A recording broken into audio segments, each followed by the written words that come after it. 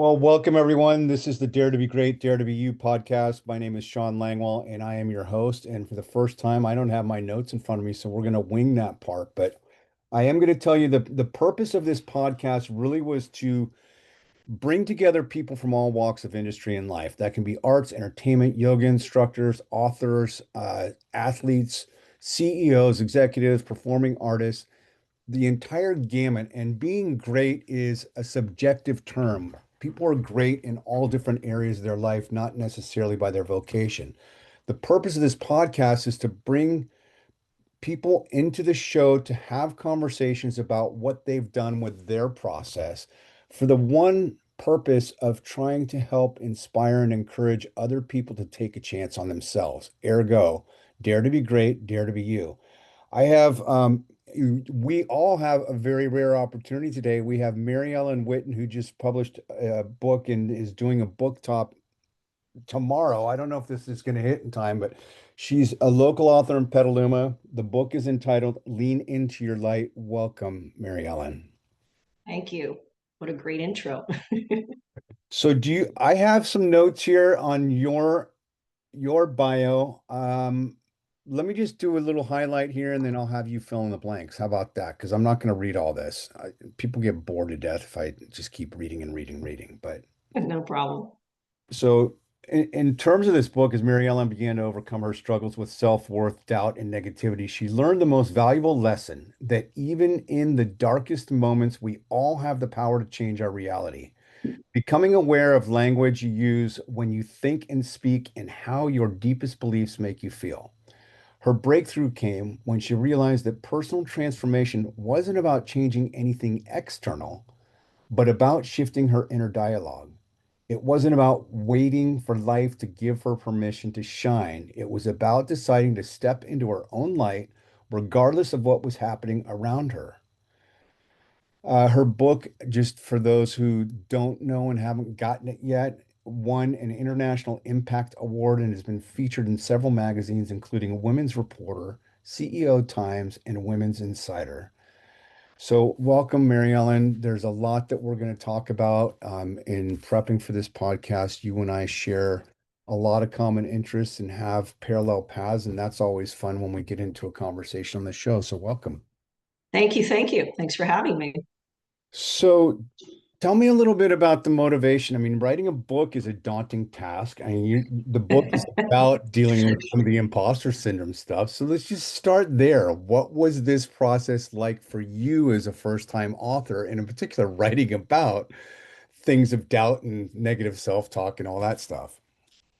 Right. Well, it was truly an organic process. I joke and I say I'm an accidental author who wrote a book backwards, um, because I didn't set out to write a book.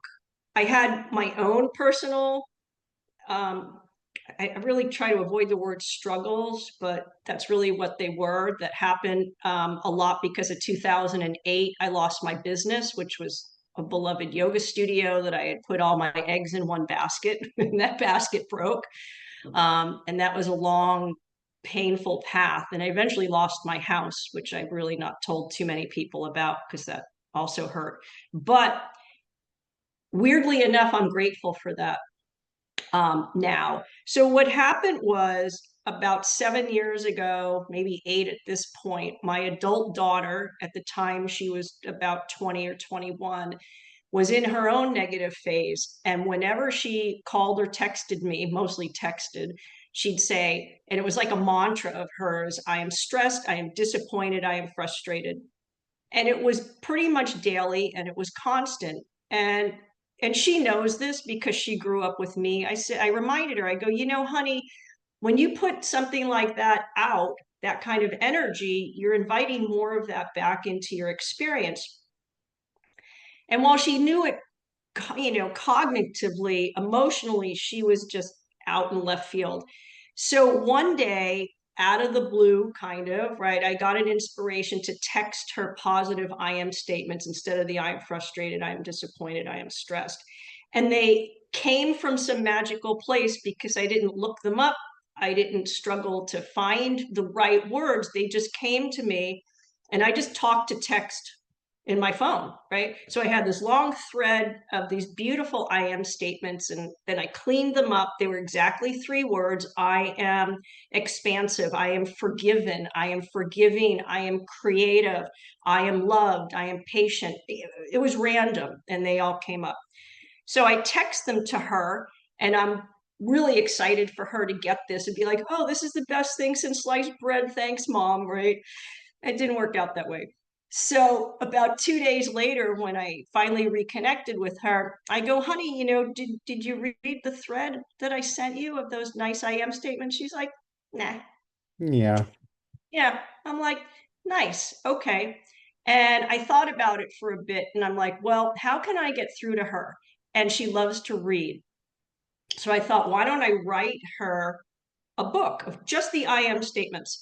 So I drove to Target and I bought a blank artist sketchbook and I bought a gold Sharpie and I just went to the text thread and wrote them all in this book. And then I saw her shortly after that and I gave her the book, and genuinely I could tell she was very grateful and very appreciative and really liked the effort that I put into that for her. And then she left and she forgot it on the kitchen table. So what do you remember? Because I mean, I do you remember a couple of what those initial I am statements are, or one or two that you want to share? Probably I am forgiven, because she was Mhm. beating herself up a lot for her own personal mistakes and things like that. And I thought that was really important for her to realize that no matter, and she didn't do anything that terrible, she didn't murder anybody, but, forgive yourself. I am forgiven. Yeah, So, you that's know, powerful, and that's a real hard. It's a hard one for a lot of people, and the reason I asked that question too is a lot of what you write and what I've written in 10 Seconds of Boldness, which just incidentally in parallel, that inspiration came from literally a post-it note that I wrote on a post-it note the words, 3 words, 10 seconds of boldness. And that was my own little I am motivational statement to finish pushing through some of the own self-doubt that I have. But um, let's talk. We'll go into some of more of the detail, but let's talk about bridging the gap as a parent and being able to reach your daughter. And I don't know, have you read the five love languages? Or have you even heard of that book? I think I've heard of it, but I'm not sure if I've read that one. It may be something you want to check out. I don't remember. I can't quote it off the top of my head, but one of them is words of affirmation. And it's also how we are able to connect with people in their love language. Some people like, you know, words of affirmation or affection, whatever that happens to be. But choosing to know what your daughter likes to read and putting that in the book with I am statements is a form of communication that has the ability to reach people in a really powerful way.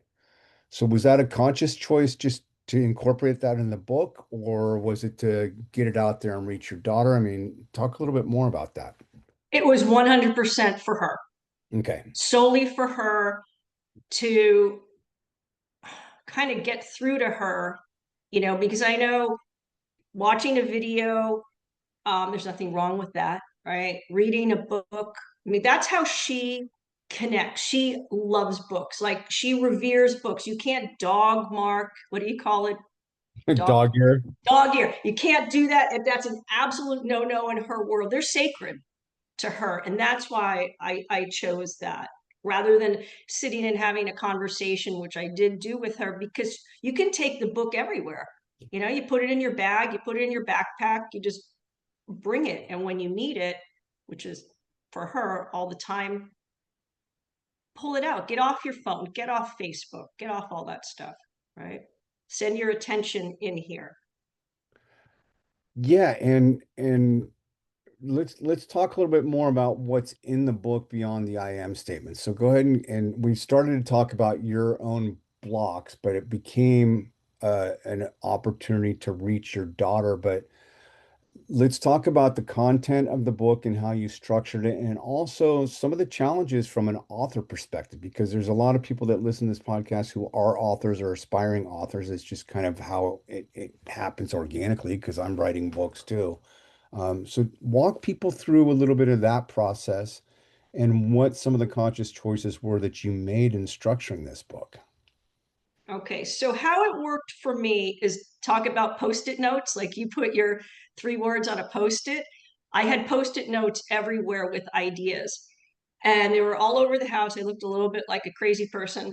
And I realized they were too small for me. So I got poster boards and I hung poster board, I taped them up on the walls. And that's how it eventually came to be organized, right? It was completely unorganized at first, and I didn't care.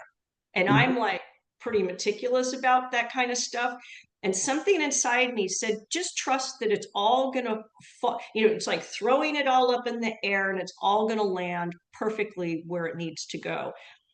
And I still really wasn't all about publishing a book. I was doing it a lot for myself. Like, why does this work? How does it work? How does energy work? How does vibration work? How does saying certain words affect yourself and those around you? The ripple Mhm. effect with that. And it took me about 7 years to do it. And I would have, maybe similar to you and other writers that are listening, I'd have waves. I'd get a wave of inspiration, of creativity, and I would ride that wave. It could be 3 days, 3 weeks, 3 months. And then it would just kind of, it wouldn't crash. It would just kind of go away. And I didn't fight it, which I fight everything. Oh, yeah, it's human nature, I think, to want to fight stuff. It takes practice to be able to learn to detach and let things fall where they may. I mean, some people, I have just I have post-it notes everywhere, and it gets to the point where I feel overwhelmed and I have to take them all down, but I don't want to let them go, so I just throw them in an envelope and stuff them over here. But when my wife comes in my office, she's like, "How in the hell can you think straight and get all this?" It's just some people that's like, "I can't do it." But talk about this because there are a ton of people out there, whether they're authors or writers or not. That's why I asked the question about process. Everybody has a process, and there is no one right way to do anything. And in writing, when I first started learning, there's pantsers and there's plotters. There's people that want to plot everything out, map it out to the detail, do character bios down here. And then there's people that are a little bit more free spirits that just want to use a sales term, you have a sales background too. They want to show up and throw up and just get it all out there. But in order to put it into a book, you kind of got to organize it. So um, the point that I'm trying to make is what is it in trusting your process that you're going to get there? In other words, the methodology and the strategy is what a lot of people get hung up on. But you already said it in the first 10 minutes of this podcast episode, dropping down to a level where you just know, and then you're riding that creative wave. So how do you do that? Because a lot of people don't understand that. They still think that they have to do more or that it's not good enough. Just having this conversation made me realize, because you don't know what you don't know, right? Mhm. I didn't know. I didn't know, like, there's a certain way you're supposed to do this. And I'm not a random person at all. I do like to plan things and be methodical and meticulous pretty much and all of that. But this was like, because I didn't have a plan to follow, I didn't have step one, step two. This is how you do things, MaryEllen. You do it in this order, blah, blah, blah. It was kind of willy-nilly, and it worked. And it worked. And it worked. We're going So, to repeat that because I've come to this realization too. You're there. You just finished the book. You're doing a book event tomorrow. But not everybody gets a chance to come to this realization, Mary Ellen, until they actually do it. And that's the key difference. You wrote a book. How many millions of people out there across the world thought about wanting to write a book, started writing a book, never finished writing a book, beat themselves up because they didn't want to finish writing the book, 100 million different ways, but you did it and you trusted your process. And in that trust, your confidence grows. So it's kind of, oh, off the charts. Like, my self-confidence. So after I told you that sad story of my yoga studio and my house, I had like zero self-confidence. and I'm in sales. One of the Hmm. many hats I wear. It's not good to have no self-confidence and be in sales. And, I beat myself up for, things I could have done better. But it truly just took time. So I just wanted to backtrack for a moment about the book. I didn't set out to write the book, right? So what happened was I wrote it for my daughter. She left it on the counter by accident and she left. This is why I wrote a book. Her girlfriend stopped by a couple of days later just to visit. It's sitting on the counter. She picked it up and she goes, "What's this?" I told her the story I told everybody earlier. And she thumbs through it and she was like, "Oh my God, I want one. I need one. Can I have one?" And I said, "I will write one for you, but you can't take that one because I wrote that especially for my daughter." And talk about Groundhog Day. I'm driving to Target. I go to the exact same artist sketchbook. I'm driving home and I'm like, huh, maybe there's something to this that other people would find value in. And that was my first kind of spark that maybe I should continue on this path. And the way it unfolded was nothing that could have been predicted at all. Hmm. And that's the trusting And, the process. and that's hard. I want to expand on it. You backed into it. You had an explicit years in sales, so you can relate, you should be able to relate to some of these things, but you found an explicit need and an implied need directly to wanting to help your daughter. And you did this thing out of love and you put it together, and then somebody else saw it. And then you saw an opportunity, and all marketing and all sales is about matching wants and needs and desires with something of value that somebody else wants to pay money for. That's sales and marketing 101, right? But you didn't have to overthink any of it, and you trusted your process. And the reason I'm kind of hammering this home is there's a lot of people out there that get so stuck up here in trying to become successful as authors, as marketers, as yoga professionals, as whatever it is that somebody's interested in, that it's easy to forget and go back to the core sweet spot of who we are as human beings and that spiritual core and trusting our gut. Absolutely. You Yeah. know, was there any doubt? You didn't know what you didn't know. You already said that, but was there any doubt after her friend came to you of once you started turning this into a book of what would become of it? Did you start getting into expectation land, for example? I didn't so much go into expectation land, it was doubt. I'd have these moments. First, I'd be riding high on my creativity wave and just feeling kind of high, for lack of a better word, like on endorphins or whatever you want to call it. And when that creative wave would just kind of dissipate, I would have moments of doubt. Like, what if this is really stupid? What if nobody wants it? What if one person reads it? And that's when I had the conversation with myself. I said, you know what? If you can help, truly help one person all the time, all the effort, if you can transform one person's life, then it's all worth it. And the person who it transformed more than anybody else was myself. Hmm. I'm glad to hear you say that because that is the truth, right? We don't know. Mm-hmm. We're sometimes the last ones to understand that in this process. From my own experience, the process has changed me. It's made me a better human, but it's also made me a better salesperson and a better author. And I hear you saying that for yourself. In what ways did it change you? I I feel like I've really evolved into myself, if that makes sense, right? Through this learning process, there's also a vulnerability of putting out a book or a poem or anything like that that tells your story, that might tell some of your deepest regrets or deepest secrets or things you're ashamed of. And still in the beginning I was still a little hesitant, and now I'm like, I don't care, in a good way, you know like, hey, this is me. And if we have an honest conversation for all of everybody's success, whatever that means to you in your life, we all got that stuff in the rearview mirror. You know, Hmm.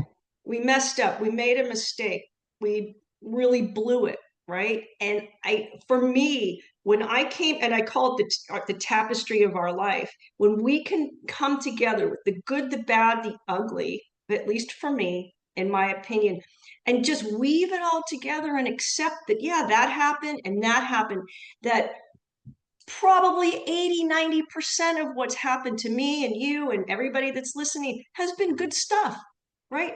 Positive. Number one, we're still here. Yeah. All the opportunities to not be here. I was in 2 car accidents that should have killed me. God's like, I ain't done with you. You can't Mhm. come up here yet. And now I embrace that. I embrace my flaws and go, okay, yeah, so I messed up.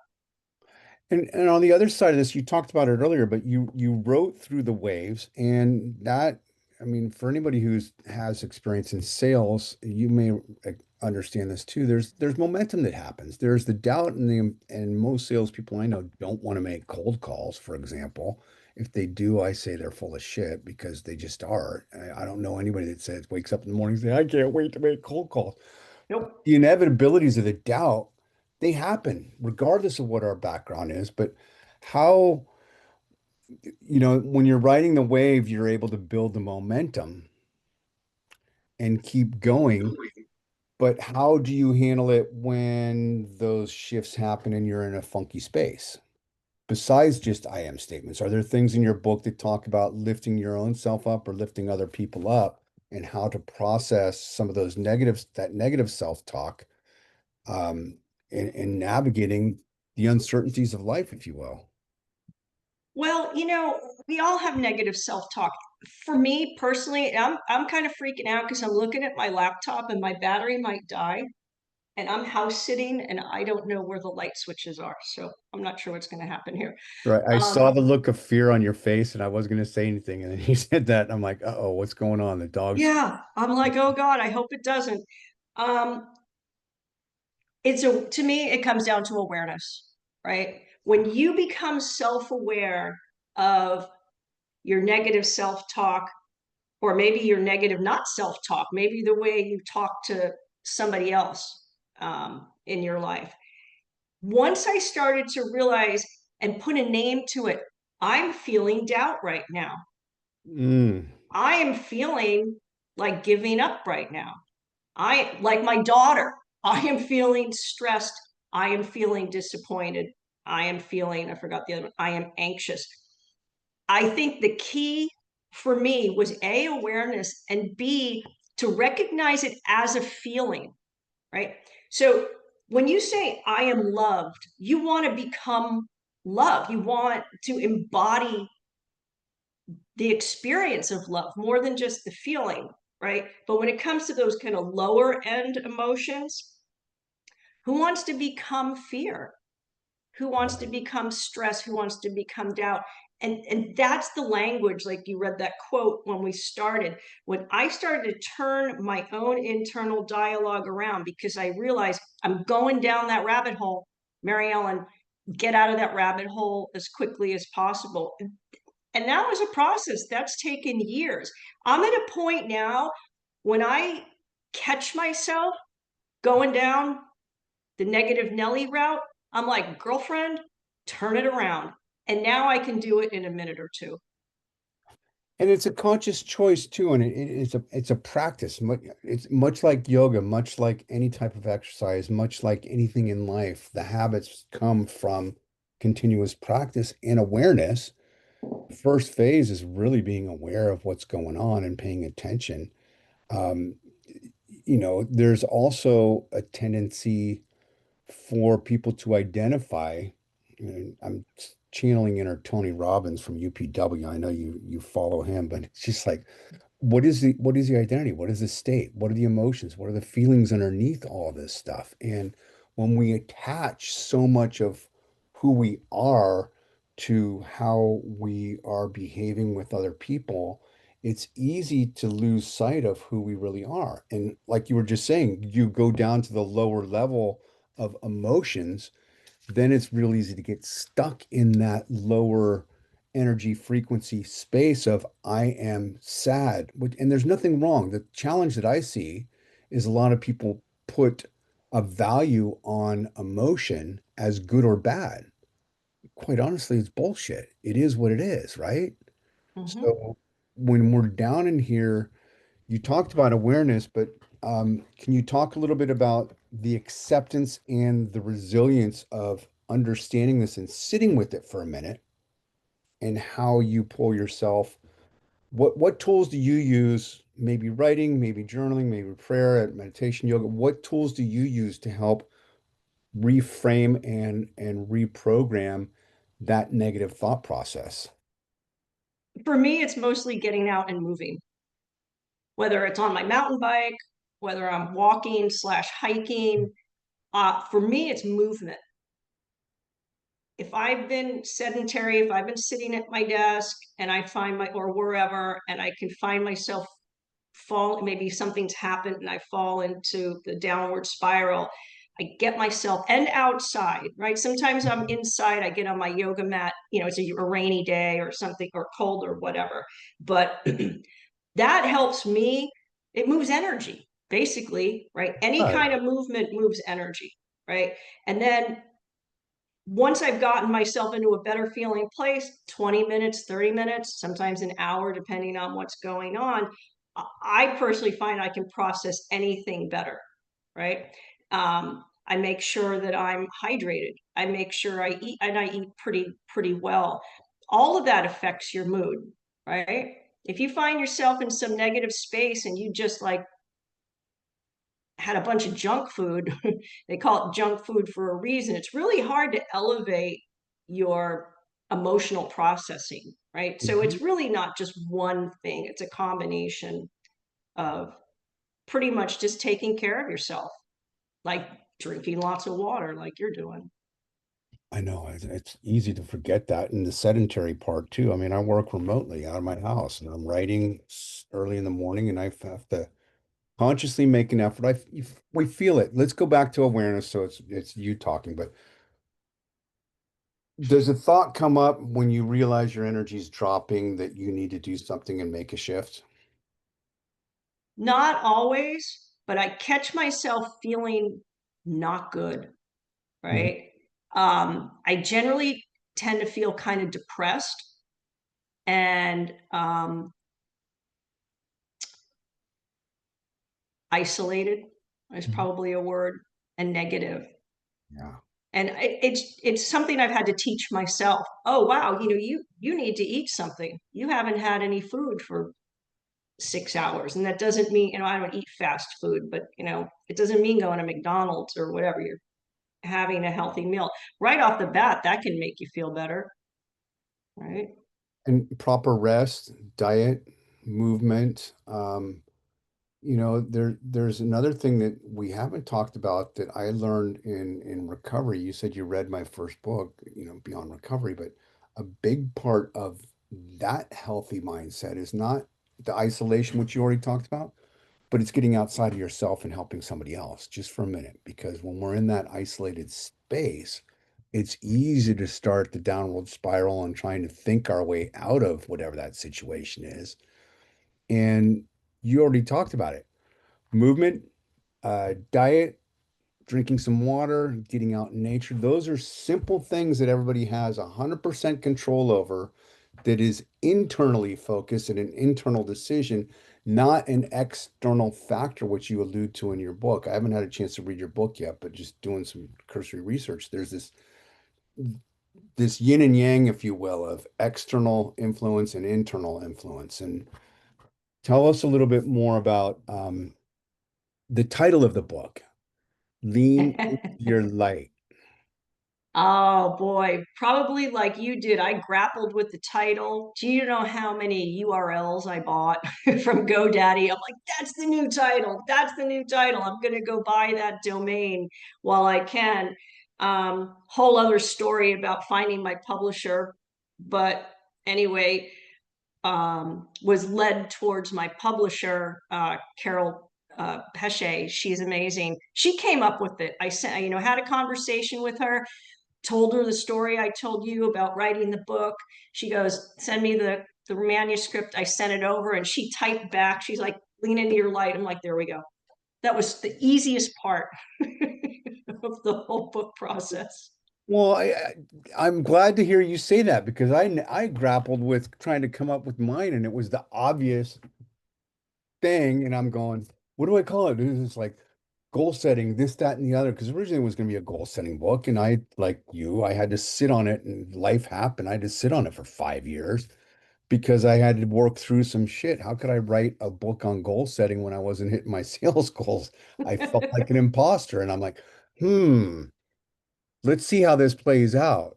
And I worked through it, and that became the book, but it was a post-it note. And I'm like, oh, there's the title. Why screw around? There's the title right there. Mm-hmm. It stuck. So um we're coming up on the time here, but I want to do a couple things. I don't think this is going to be ready. I can throw it out 100% unedited, which I usually do, and get this out there so you can use it as a tool if you want to for your event tomorrow. I don't always do this, but because of the timing and we put this together on short notice, I'm willing to do that for you. But where else and what else can people do to connect with you if they're not able to make this event tomorrow? And where can they find your book and learn more about you? Oh, well, thank you for asking. There's always my website. It's lean into your book. It's lean into your light book.com because somebody had that other one. So it's lean into your light book.com. If you're local here in the North Bay, anybody can find me. They know where I teach. I teach in Sonoma. You can always be my guest anytime at a yoga class. But yeah, just go to the website. There's an email address there. I mean, I'll just throw out my personal one. It's my full name, MaryEllen Whitton 108 at Gmail. Feel free to reach out that way or come tomorrow night to Usher Gallery. And it's Whitton, correct? It's ON. Yeah. Got it. And Usher Gallery, where's that? One Petaluma Boulevard? One Petaluma Boulevard North. It's right in downtown Petaluma, just a couple of, it's on the same block as the Mystic Theater Oh, and that's McNear's. great. It's a darling little gallery, and they support, for the most part, local artists and authors. That's their focus for being. This is great. I have other stuff going on. I will not be able to make it there tomorrow night. I'm going to be doing a similar event that you already know about up at Copperfields on the following Friday on the 29th for my book chill. But I'm super, super appreciative that we got a chance for you to have your first podcast Yay! Thank you. and walk through some of this. And I look forward to your success and our paths crossing down the road here. Because when there's a couple people and more oars in the water, helping to move and navigate and guide people through the choppiness of life, that's a noble cause, Mary Ellen. It's a very noble cause. It started out something very personal for you. And now you're dipping your toe into the waters of expanding that with visibility and possibly helping far more than one more person, far more than one more person, far more than yourself and far more than your daughter. And it's been a delight to have you on the show. Do you have anything else that you want to add before we wrap this up? I just wanted to say thank you so much for having me, and I'm going to see you at your book event at Oh, Copperfield. I have it on my calendar. I'm so stoked. Well, folks, this has been Dare to Be Great, Dare to Be You. I am your host, Sean Langwell. We've been visiting for the last few minutes with Mary Ellen Whitton, who is the author of Lean Into Your Light. It's available, I assume, wherever books are sold. Is that correct? It's almost everywhere, but it's definitely on Amazon and at Usher Gallery. Usher Gallery. And you have some, are you selling a PDF directly on your website too, or is that just the link to the other spots? I hadn't thought about that, about the Well, PDF. So do that later. I'm not trying to throw a monkey wrench in there, but folks, there's a reason why we did this. When I saw that Mary Ellen had a book about overcoming self-doubt and building self-confidence and all this stuff, I'm like, what better way for us to do it live and in real time than having a first time podcaster on the show to walk through this? So, as an aside, you did a fantastic job. It's Thank you. just dropping down into what you know. But for anybody else who has doubts about their own ability to present themselves in a public forum, what would you say to those people who have never done this before, just having done it? Lean into your light. And you took the bait. I love it. Bam! I did not could have script that any better. You just took That it was not and ran with it. scripted. That was not That was scripted. not planned, folks. That's the beauty of leaning into your light is the most unexpected things in life happen when you get out of your own freaking head and Get show out up. of your own way. Move So, away. MaryEllen, thank you, thank you, thank you. I am literally going to let this drop and I am going to email you both files and I'll load it as soon as it's ready. So you have it to push out today if you want. Okay. Thank you. Welcome. Thank you. Thank you. I appreciate you. And I look forward to meeting you on next Friday. Absolutely, folks. It's been Dare to Be Great, Dare to Be You. I am your host, Sean Langwell. We'll see you next time.